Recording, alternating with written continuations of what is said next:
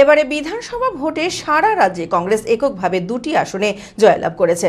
রাজ্য জুড়ে আসনেরও ফল না হওয়ায় পদত্যাগ করলেন পশ্চিমবঙ্গের প্রদেশ কংগ্রেসের সাধারণ সম্পাদক জয়ন্ত দাস। এদিন সাংবাদিক সম্মেলনে তিনি জানালেন, প্রদেশ কংগ্রেসের সাধারণ সম্পাদক হয়ে থাকব, অথচ প্রদেশ জুড়ে ভোটের ফলাফল কোথাও 1900 বা 2000 এগুলো ঠিক নয়। ভালো রেজাল্টটা যদি আমার দায়িত্বের মধ্যে পড়ে, তাহলে খারাপ রেজাল্টটাও আমার দায়িত্বের মধ্যেই পড়েছে, তাই এই পদত্যাগ।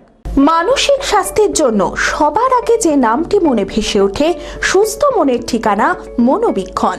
যোগাযোগ নাম্বার 7477799513।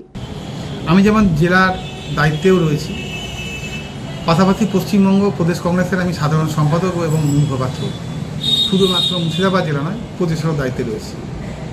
খুব স্বাভাবিক কারণে প্রদেশ কংগ্রেসের ভালো মন্দ যা কিছু সেটা আমার উপরেও বর্তায়। সর্বভারতীয় কংগ্রেস এবার সিদ্ধান্ত নিয়েছিল পশ্চিমবঙ্গের সর্বত্র কংগ্রেস একক শক্তিতে তারা লড়াই করবে। লড়াইয়ের ফল কি হয়েছে পশ্চিমবঙ্গের মানুষ দেখতে পেয়েছে, দলও সেটা বুঝতে পেরেছে। কিন্তু আমরা যখন দেখি যে দলের সেনাপতিরা নিজের নিজের এলাকাতে তারা ব্যস্ত হয়ে যাচ্ছে, তাহলে দলটা পশ্চিমবঙ্গে পরিচালনা করবে কে? এটা একটা লাখ টাকার প্রশ্ন। নেতৃত্ব যদি নিজের কেন্দ্রে আবদ্ধ হয়ে যায়, তাহলে সারা পশ্চিমবঙ্গে দলটাকে কে পরিচালনা করবে? হয়তো তার ইচ্ছা, কিংবা সর্বভারতীয় কংগ্রেসের নির্দেশেই হোক। শ্রীরামপুর কেন্দ্রে তিনি মাত্র 2884 ভোট পেয়েছেন। এটা আমাদের কাছে দুর্ভাগ্যজনক, যেটা একটা গ্রাম পঞ্চায়েত বা পঞ্চায়েত সমিতির মেম্বারও তার থেকে অনেক বেশি পায়। আমি বলছি না তিনি কি করবেন তার ব্যাপার, কিন্তু আমার বিবেক বলেছে যে পদে থেকে সেই পদেই থাকো যে পদে উপযুক্ত সম্মান রাখা যায় এবং দলের হয়ে কাজ করা যায়। আমি প্রদেশ কংগ্রেসের জেনারেল সেক্রেটারি হয়ে থাকব, আর প্রদেশের যে রেজাল্ট, সেই রেজাল্টগুলো কোথাও 1900, কোথাও 2000, এগুলো সমস্ত হবে, এটা তো ঠিক না। যাই হোক,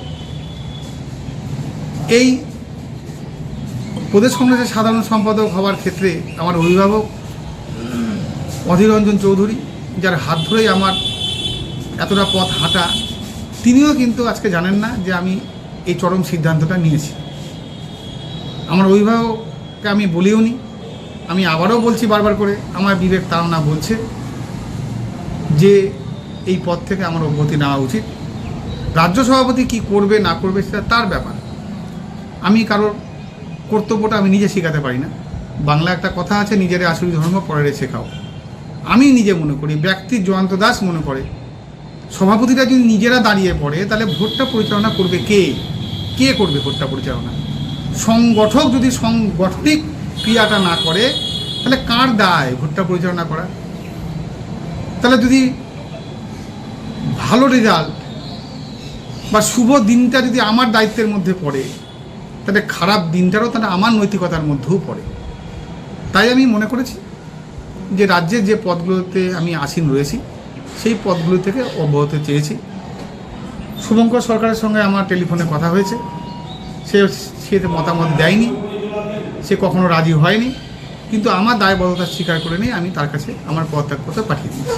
10th মে আমরা আসছি আপনার জেলায়, বহরমপুর, সিউড়ি আর দুর্গাপুরে। এই সেমিনারে আপনার জন্য থাকছে সঠিক মেডিকেল কলেজ নির্বাচনের পরামর্শ, নিট র্যাঙ্ক ও কাট অফের detailed analysis, MBBS admission process support আর exclusive 1-to-1 counselling session. Spice এডুফেয়ারের ভেন্যু, লোকেশন ও time: hotel Golden Retreat, Baharampur, সকাল 10টা থেকে সন্ধ্যে 6টা। Hotel B Quest Inn, Suri, সকাল 10টা থেকে সন্ধ্যে 6টা।